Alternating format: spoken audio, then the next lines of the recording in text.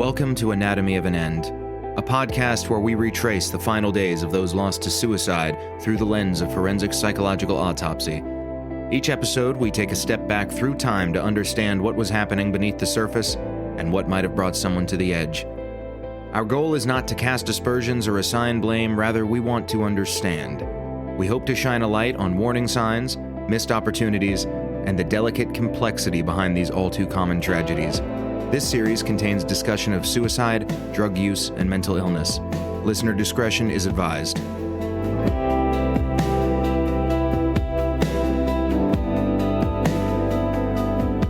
Hey everybody, welcome back to Anatomy of an End. I'm Davis Henry, and joining me once again is forensic psychological consultant and clinician, Dr. D. Edward Tatum. We're going to call him Dana. That's how I know him, so you're going to know him that way too. In our last episode, we spent our time in 1997 processing the physical evidence at the scene in Unit Z1. We looked at the how and the where. But Dana, as we've discussed, a physical autopsy is designed to tell us how a person died, whereas a psychological autopsy is designed to tell us how they lived, correct? That's right. A psychological autopsy is a tool we use to try to understand the decision-making process, the thought process that led a person to that fateful day. And Susan R., the individual we'll be talking about, we did talk about in our first episode and we'll be talking about in this one, she was only 22 years old. And to understand why that room in Unit Z1 became the final chapter, we have to go back to the first chapter. We have to look at the 22 years of life, history, and personality that the crime scene photos can't show us. So, Dana, for those just joining us, you've spent over 30 years investigating the why behind these tragedies, correct? That's correct. We have to understand the developmental process that was there, or the lack of a developmental process that was there throughout a person like Susan's life, so young, 22 years old. And you stand there and you see this person lying on this cold floor, and you see what should have been. And you know that at that moment, you have to embark on what was her life like? What led her to this? There's so much to that. And it begins with, as we did last time, we talked about the observational issues. What do we see in the moment, in the cell, on her person, and so on. But I think now we embark upon the actual psychological autopsy, meaning we embark upon her thought processes and her, like we said, her development. Well, let's just start with her. Who was Susan, and where does her story actually begin? It's impossible to negate her life prior to being locked up. People like to separate those two things. Oh, they did a bad thing, they got locked up. There's a journey from birth to that bad thing, we'll call it, that starts this entrance into the criminal justice system. There's a journey there. What was her journey? And that's where we start. I left off talking about her cell, the physical components of her cell. But those just create more questions about who she is. At one glance, her cell is this highly meticulously ordered scene. Her bed was made military style. So we can observe that, but then wait a minute, why? Why is it like that? And we're going to ask ourselves, questions like that. And you may, at home, wherever you may be, you wonder, why is he talking about that? A person hanged themselves and he's talking about the bed. So I just want to say that, before I take you through this process and the recounting of the particular psychological autopsy that we're going to do, you'll hear me make a lot of statements of findings and notations of observations that may not make sense to everyone. It may not make sense to you in that moment. You may ask yourself, why is he telling me that? Or what does that have to do with anything? Or so on. I'm going to ask you to please be patient with me. Please let me have my process. Because one thing I have found over all these decades doing this work, and unfortunately, I really hate this part, I'm going to have to refer to Freud. But nonetheless, I've learned that all behavior is significant. In other words, paraphrased, from Freud, no behavior is truly random. And that is something that I've learned and learn more and more with each one of these psychological autopsies I've constructed. That's true in the construction of a psychological autopsy, and it is also true in each of our normal lives. So when you hear me state things that seemingly mean nothing to you, seem insignificant, I'm not just filling time here. I promise it will all make sense in the end. So, please bear with me. It would have been expected that the other first responders would have a sense of loss, or some put up a front of not caring. But in this case, especially when it's young people, I'm moved by a sense of loss by all those involved, even though, as you're going to learn today, this was not a pleasant person in everyday life. And I think we're going to get into that now. I left her cell looking at and thinking, why was it so neat? Did she get up from her bed, make her bed nicely, and then decide to harm herself, to hurt herself? Did she not sleep at all? Was she up all night pacing? Was she just sitting and thinking? Was it planned to look this way, or did her cell always look this way? I'm going to learn more about her.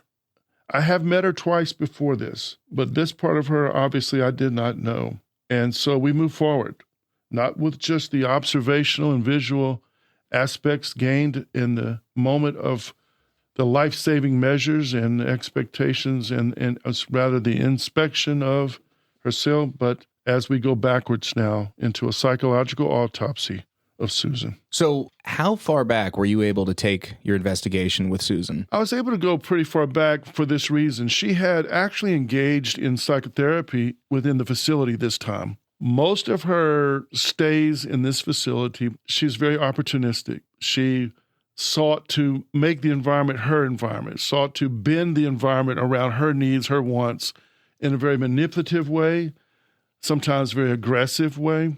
She's a very difficult person to manage in this environment because she would get in trouble a lot. She had no regard for rules. She wasn't fearful, of the rules. She wasn't in any way displaying any anxiety about, I'm in jail and they told me to sit here or stand here or what have you. That's not Susan. Susan sought to make the jail her jail, and she was known for this. And because this time she did engage in psychotherapy, I was able to read those notes and learn and talk to the actual licensed therapist that was there. That, along with my 2 meetings with her, starts the foundation of where I learned more about her and learned about her decision-making. You ask, how far back could I go? Well, I have the anecdotal information about her childhood as given by her to her therapist. I'll tell you that other times where she was offered therapy through her other 11 stays in this facility, she would manipulate. She would try to get the therapist. She would call in a therapist, put in a request for mental health services, and then turn the session into something like that. Something that had nothing to do with personal growth or mental illness.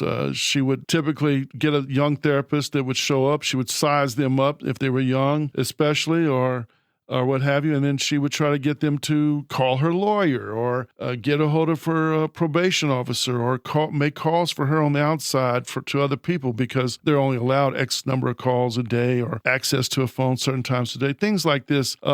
She would utilize the medical department. If she would see another detainee receive a snack because maybe they had a special snack at night ordered because of their medical condition or diabetes or something like this. Well, of course, she had to have one too, and she would try to manipulate the situation. She was placed on medications at times because she would want to see the psychiatrist, and she did have an actual diagnosis of bipolar disorder. Bipolar 1 disorder and also borderline personality disorder. So, if Davis, if you like, I can go into more about that. Yeah, by all means. I was going to ask you, so any abuse history, emerging personality patterns, therapeutic disclosures, all of that stuff, that's all. I think that's all relevant here and important to address. Absolutely, and it's part of the process. So, when I first, let me go to where I first met her. Sure. Which prompted me to go, hey, wait a minute, this person's a little different. Let me go look at her chart, I was in my office one day, a week or 2 before the event, and an officer called from that unit saying that Susan, we'll just say Susan R., is demanding to see a mental health counselor now. Now, there's a process. Right. I mean, we're talking about a place with over a couple thousand folks. There's a process. You put in a request. That request is then triaged, and then you're first come, first serve from that request. Obviously, there's not a licensed therapist for every person in there, so it takes time. Nonetheless, She knew how to work the system and jump the line, so to speak. She knew what words to say that would cause the officer to not tell her to put in a request, but to cause the officer to call directly to the mental health department and say, hey, I need somebody in my unit right now. She knew how to work that well, especially with a new officer, which she had in that unit. On that day that she called, her regular therapist was not in. And we'll call him Joseph. And Joseph was not there. He was a new therapist, but yet fully licensed. And he was highly skilled. Her past with therapists were one or two, visits, and she wouldn't show up anymore. Oh, by the way, another ploy would be that she would want to see a therapist during lockdown times. So what does that mean? Okay, well, when they have free time, she doesn't want to see anybody because she wants her free time. She smoked, and at that time, that facility allowed that. She wanted to go outside in the rec area of that unit, smoke, and also, given her personality, she needed to engage with all of her minions within the unit. And so if a therapist showed up during free time, she would refuse it. She wanted them to show up when she wanted them to show up. I mean, this is the nature of I get the impression she didn't much care for lockdown. She didn't like lockdown very much, and it was a point of pride to her that she could remain out of her cell longer than other people. This becomes important later because of her status in the unit was something very important to her, and we'll come back to that. So when an officer calls the mental health department, typically it's usually because someone's in imminent danger to self or someone's presenting in such a way that the officer is not able to handle the situation. It's not typically a dangerous situation. It's more so an emotional situation, a crisis or what have you. Maybe the person just got really bad news, things like that. I like to make sure we go see the officer because they're by themselves in that unit. And so I didn't put the officer through a bunch of Q&A like, what does she want? Why can't she fill out a request? So I just hopped up, went down there. Now, the instant I hit the door, they're on lockdown, and which is probably why she reached out. She sees that I'm not Joseph right away, and she's mad. She's angry. She wanted to see Joseph. She did not want to see me. Now, she had the history of writing grievances and making official complaints about therapists, mental health professionals, nurses, medical personnel, and even officers. When she saw it wasn't Joseph, she was very, very upset. So I recognized right away what I was dealing with. I was dealing with a manipulative person, and I was dealing with a person who was used to getting her way on that unit. And once I had heard about her in the past for some very significant reasons, though I had never met her. She was very proud of the following things. In prior stays in that facility, unfortunately, she was able to, through the lack of integrity on an officer's part and lack of judgment on a young officer's part, and her high level of manipulation and ability to read people, she had an affair, a sexual affair with an officer for the sole purpose of getting him in trouble, for the sole purpose of then turning the tables on him and making a big show of it in front of the entire unit. And she did, and she was successful at that. This very foolish, very just embarrassing officer, an embarrassment to his entire profession,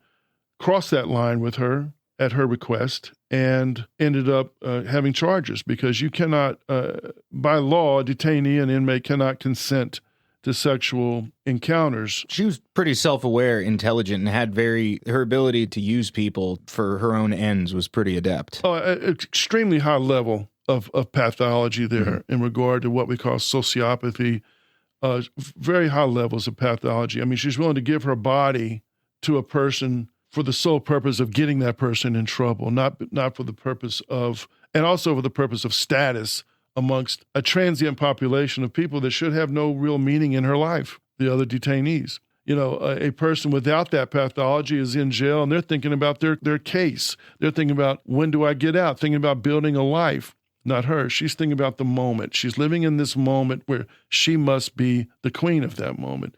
And he was dispensable, and she knew the right person to choose. She chose the right person, right? And it worked. To paint the picture of her personality, I wasn't Joseph. She wanted Joseph. She's mad. And I set a boundary with her, which is people with borderline personality, such as hers, or people with her overall personality type, they are not really good with boundaries.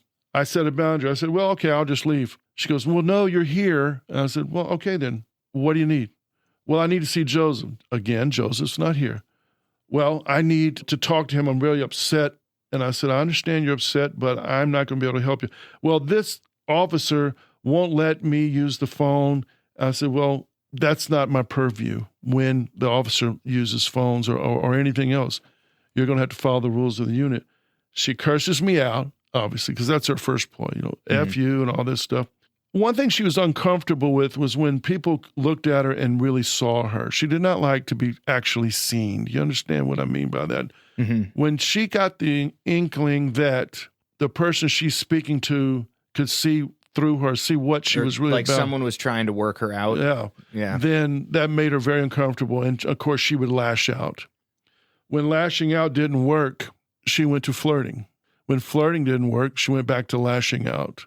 I saw all those extremes within about a 5-minute period. But you're sitting there going like, all right, I know exactly what's happening here. She's going through she's testing the different locks to see which ones there will open. Go. Absolutely correct. She's looking at, well, I'll intimidate first. No, don't you know who I am? Because she's very famous there. Doesn't work. They called her the legend, right? She was the legend there. She had, my story about the officer, that actually happened twice. She was able to wear a wire for internal affairs the next time and got a second ridiculous person to follow, in her little footsteps into that world. She's made complaints about a pill nurse before, but she didn't realize there was a camera in that area and didn't work. And she got in a lot of trouble for that. This was her daily life, finding ways to get her way and manipulate others and also stay, she really wanted to always have a status amongst the entire environment, even if it meant putting herself in danger or really disrespecting her own body and her own integrity. So I cut that session off. I said, well, you can put in a request next time, and Joseph will come to see you as per your request, if you're not already scheduled. Until then, you will not be seen. You can't see people every single day. Of course, right? Because you got a lot of people you have to work with. Now, I want to clarify something because there's a lot of stereotypes out there. Facilities such as this one I'm talking about have incredible medical departments. We're talking about a medical staff of 120, 130 professionals. We're talking about a mental health staff of 10 or more fully licensed mental health professionals, psychotherapists, psychiatry, mid-level psychiatry, psychiatric nurses, around the clock, okay? So we're not talking about some stereotypical situation where somebody may come by once every 3 months. These are highly organized and highly applied standards of professional care you would find on the outside, but even greater. She knew that, and she used it to, the detriment of others. So I walk away, and I start to think, hopefully Joseph has not stepped in this trap.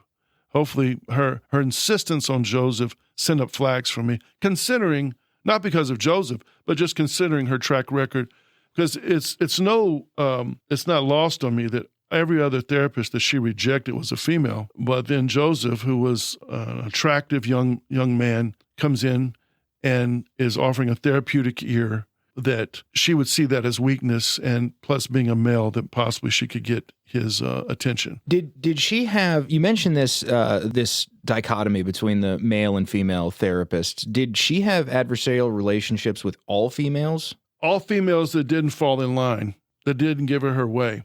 This is a problem which led her to being in that disciplinary area instead of back in her regular cell. When she had a cellmate, that cellmate generally became someone that was like a minion, a flunky to her. And generally that cellmate would give their store call to her. That cellmate would do her beckoning for whatever it is from other inmates and so on. She ran it. And in this case, with the disciplinary action and her being placed in the disciplinary cell, that was because the store call rules had been broken, and the officer recognized that because they have to give their order for store call to the officer. The officer recognized that she had all this store call in her room for her, but she didn't order any of it. And you can't barter and pick and choose. There's no, economy that's supposed to be taking place within the unit. You buy your own, you keep your own. Right. This isn't like where you see in movies and people are like buying stuff with cigarettes and stamp books and all that stuff, right? Yeah, I'll give you 3 honey buns for that, Not the case. So the officer observed, saw, and so she moved the other girl out. Well, that really made her mad, and she went completely off on the officer in front of everyone and thought it would work. And the officer didn't care who she was or her background, didn't care if there was going to be a grievance, and put her in disciplinary. And we'll circle back to that morning that happens. Very important time. That's going to be pivotal later. Yes, it's going to be pivotal later. What I'm curious about is, what is it that you found out about her history? What is it that happened in her life that made her this way? Well, we can speculate. We can try to connect the dots. What happened to her in her life, if it happened to someone else, wouldn't automatically make them make the same decisions or behave the way she behaved and so on. But more often than not, it is a factor. And going back and reading her therapist's notes, Joseph's notes after my first meeting with her, I was enlightened about a childhood that she really disclosed quite a bit, and it made sense. Her mother abused her. Her mother she had a mother and father in the home. She was the only girl. Her father worked nights. He actually was an officer, a police officer, a road officer. Her mother would entertain men while dad worked overnight. She would bring these men into her home. There was a tremendous amount of drug use, a tremendous amount of alcohol use. These visitors to mom were introduced to her, Susan, at an incredibly early age, probably early elementary school age. And she was sexually abused by these people. It is Susan's contention that mom made that happen, not just allowed it to happen or accidentally happen. She did say in several times that there were times her mother was passed out and these people would come into her room. But later, as she grew older, pre-pubescent and then later adolescence, her mother saw her as competition for male attention. Add to that abuse, being sexualized at such an early age and for such a long time. You add to that early use of substances, alcohol, all easily accessible to her by her mother and these people that her mother brought into the home. And having to keep secrets. She learned at an early age how to keep secrets because obviously her father was not allowed to know these things, and he didn't. Creates a personality type, creates a way of manipulating, but even in fairness, a way of mitigating your way through this world. And we all have problems growing up. We all have stressors and benchmarks we're expected to meet. We all have dreams as a little kid. Our scope is wide open as a child, right? As we get older, that scope is less and less wide open. Some realities, you may want to be an astronaut when you're a little boy or a little girl, but later you realize maybe you don't have the math scores. Okay. But, your scope becomes limited. For a child like her scope was limited at the earliest of ages. She learned how to get things from people in an incredibly maladaptive way from her mother.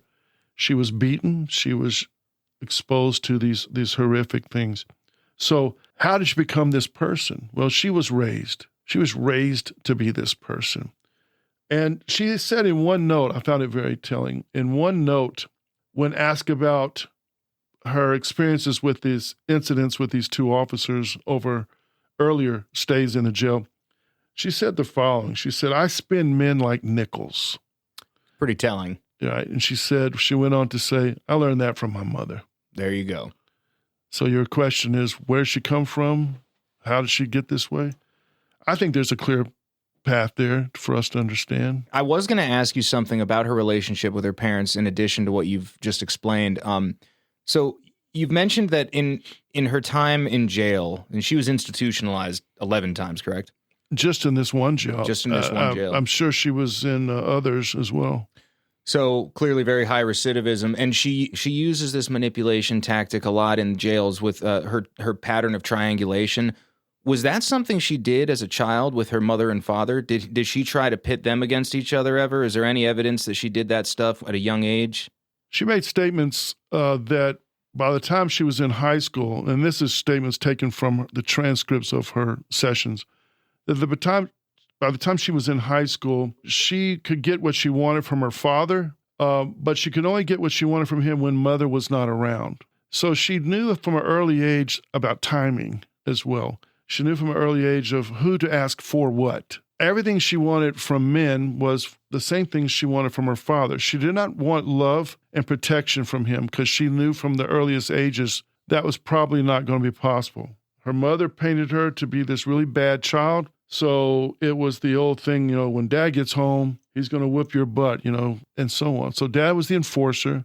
Mom was the manipulator, though mom was physically abusive as well. So here we have this triangulation where who do I turn to? So what does she do? Very resourceful because of her high intellect. She used dad. She used him for the material things she needed. She even used her mother's boyfriends for these material things, but that required competition with mom. There was no competition when she wanted things from dad. And that dynamic is alarming. So I think we have a pretty good picture of Susan R. at this point. Is there anything pertaining to her backstory that we've left out, or anything else you think our listeners need to know about? Well, I would say her relationships outside of jail are something we probably should cover because they're important. And we are going to cover those via a couple of tools. You have some transcripts from some phone calls she made when she was incarcerated, correct? I do. I absolutely do. Yeah. So, and we'll listen to these. We're going to provide a reenactment of sorts so that the listener gets a good idea of the dynamic in these conversations. But can you just speak about them a little bit?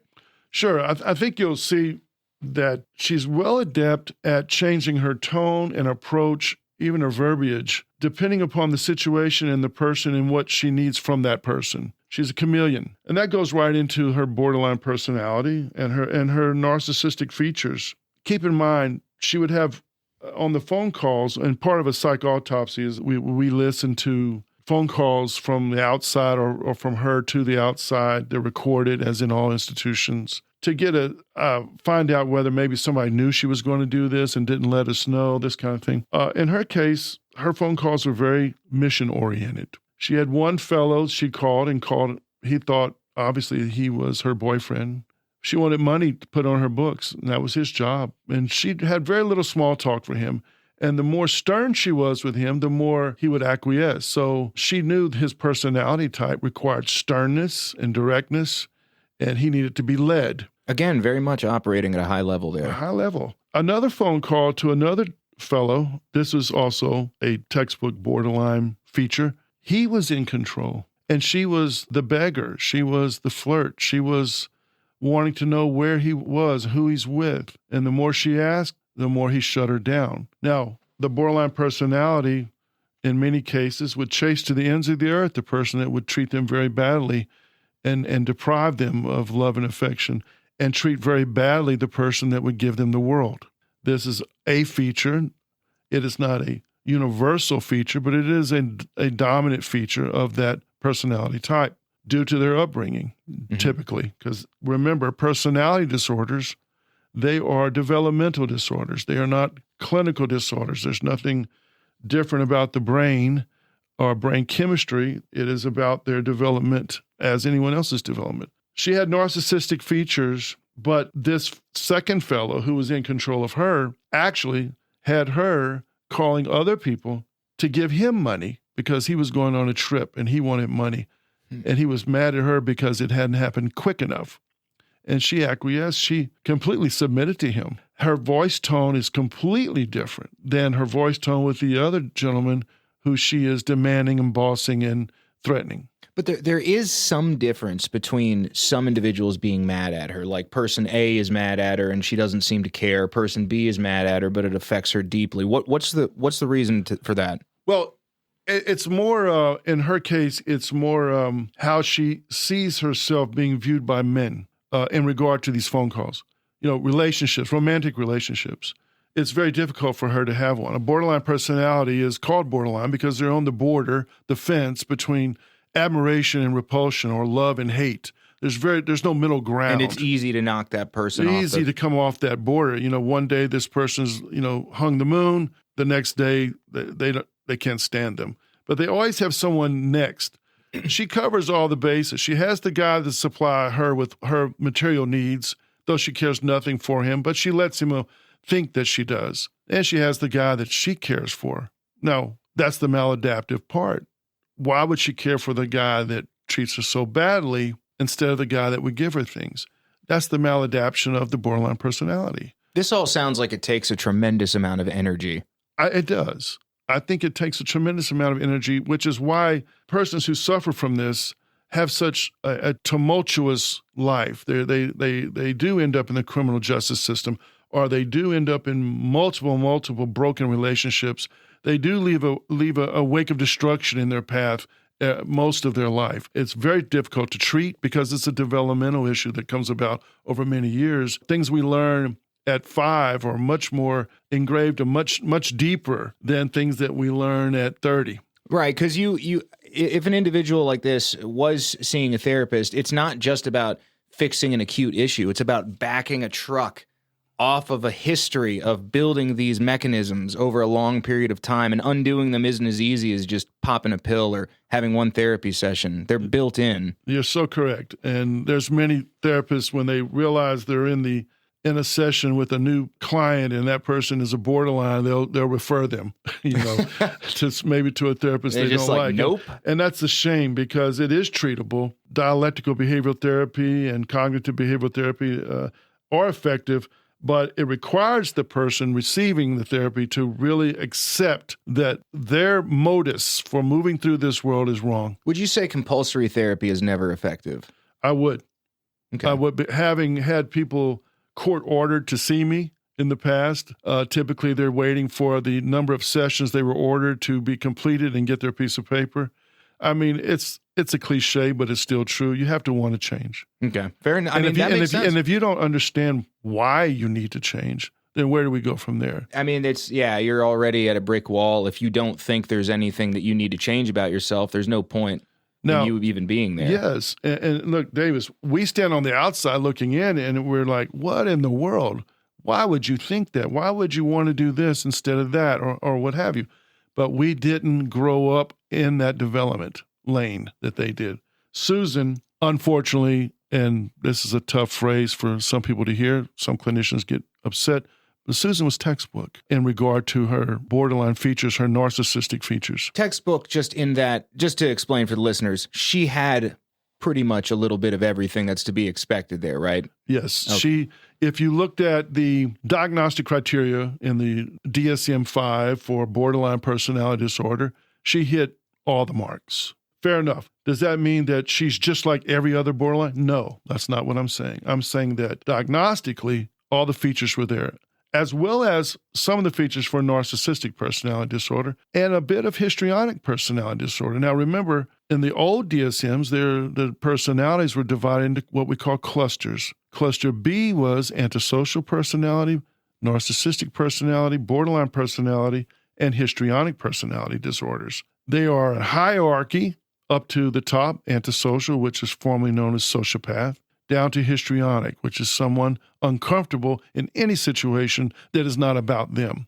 People can have features of all those, but not have the diagnosis. She definitely hit the criteria for borderline and some of the features of narcissistic personality. Well, I think that's an adequately substantive deep dive into her psychological history. So we're going to listen to these phone calls now. This first one, do you mind explaining what we're about to hear?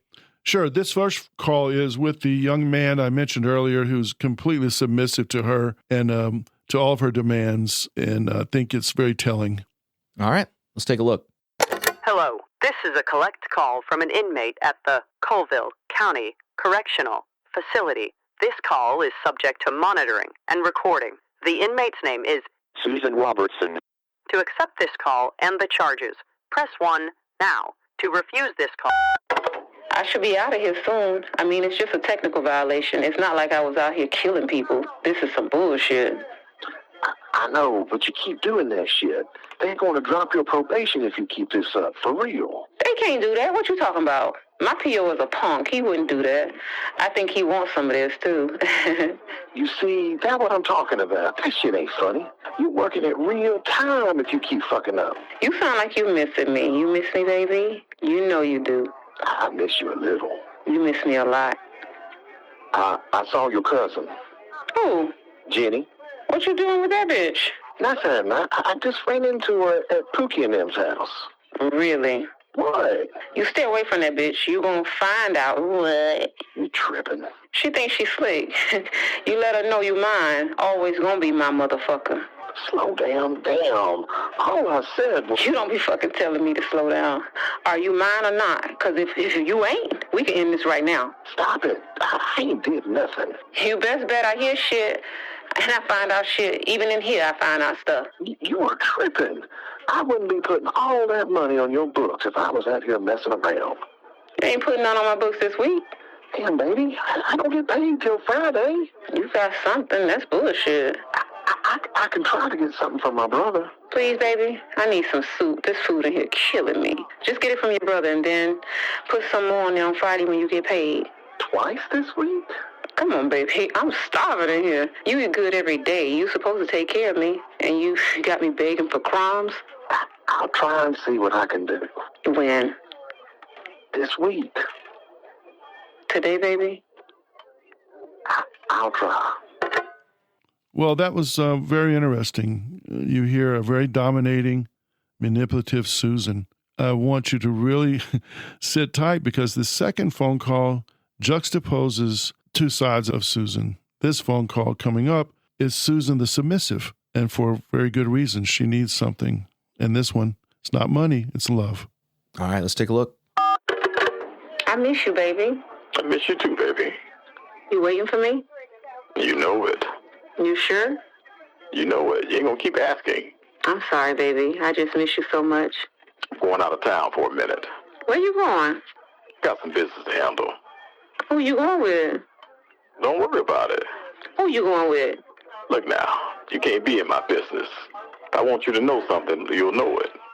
I ain't gonna listen to no bunch of nonsense.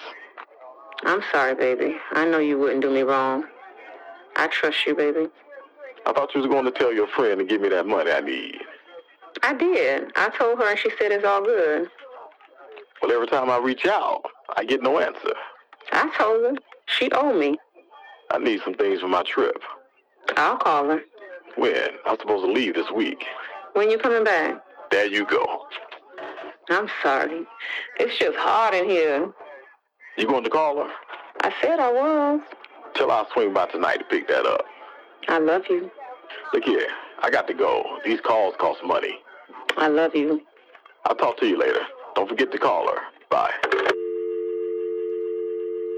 Well, wasn't that different? I mean, I'm sure we can all sense the difference in her tone and her presentation, and it's also very sad. If you read that transcript and you don't see the names, it seems like two completely different people. Exactly. They're very different. But this is the chameleon that is Susan. She has to be different people.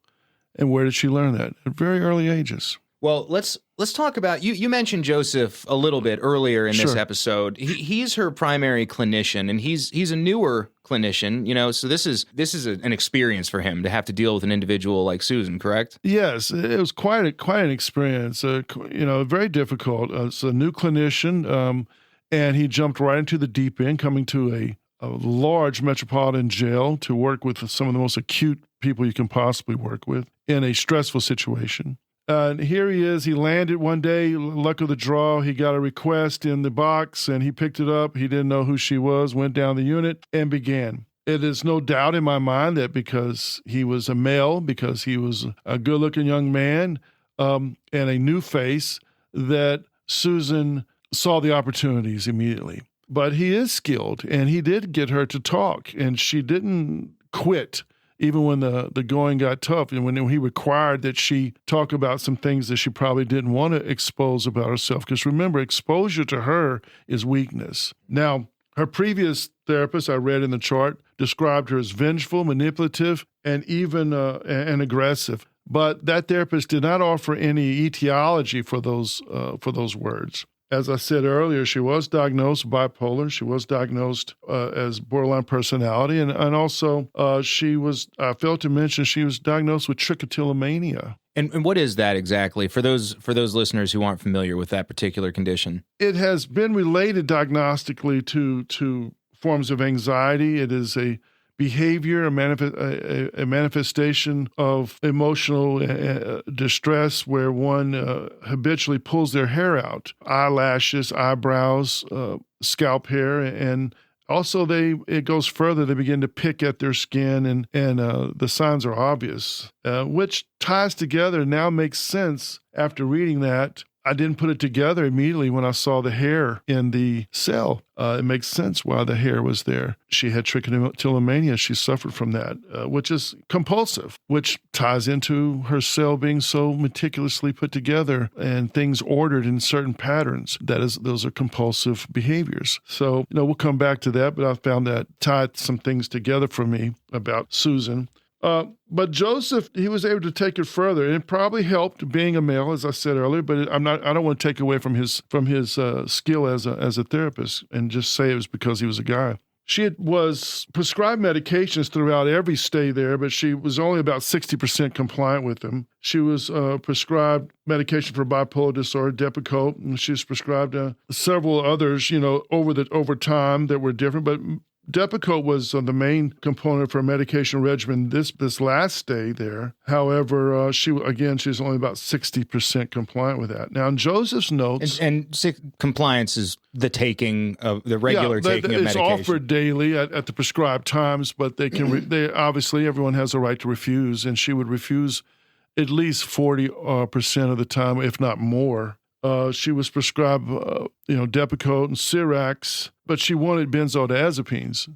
So when she couldn't get a benzodiazepine, which of course is Xanax or other related medications that give you a secondary benefit, obviously, and they're addictive, they don't prescribe those there. And so she would always try to manipulate to get those, and when she couldn't, she would quit all meds. Well, I'm not taking anything, And this was typical for a lot of folks who come in with addiction issues, as she did, or at least substance use issues.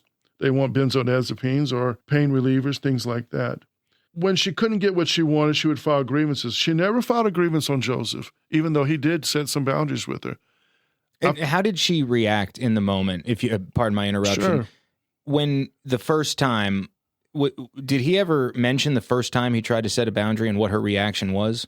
Yes. He had been ill, and when he came back from his illness, I felt I needed to talk to him because I didn't want him to fall into any traps. This is before she died. And I called him in, and he was very much self-aware of how his presence with her one-on-one affected the session, being who he was, being a male, and so on. Near her age, her past attempts to reach her through professionals were women. A lot of times they were older than her. And she put up her boundaries right away with those therapists. But Joseph had an in, like it or not. He was well aware of it. But he was also, being new, I was concerned about could he be manipulated at some point. We had a good talk about boundaries, maintaining boundaries.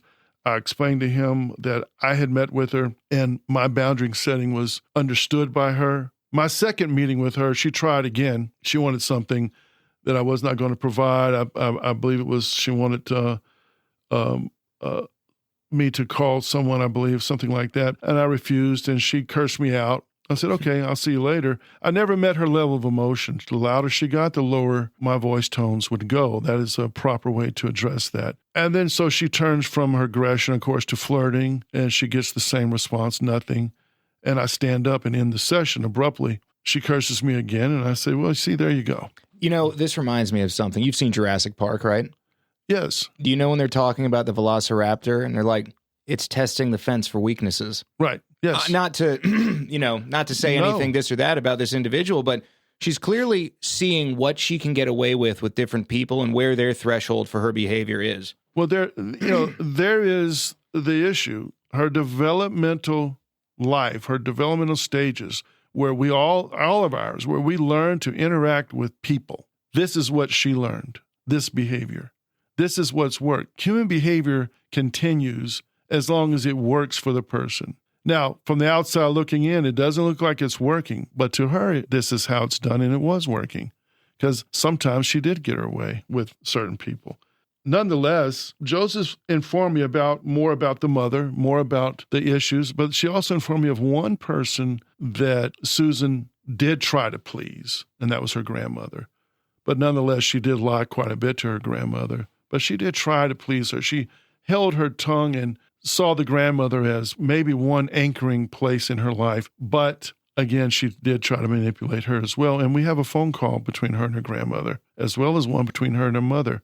And they are completely opposite in regard to how Susan is received by family. In the other phone calls, we saw how Susan treats others. We're going to see in these phone calls how Susan is handled, I would say, or received by so-called loved ones, people who are supposed to care about her. What do Joseph and her grandmother have in common? Well, they listened without judgment. Now, her grandmother was always in her corner. Her grandmother always saw a way out for her. It's always someone else's fault.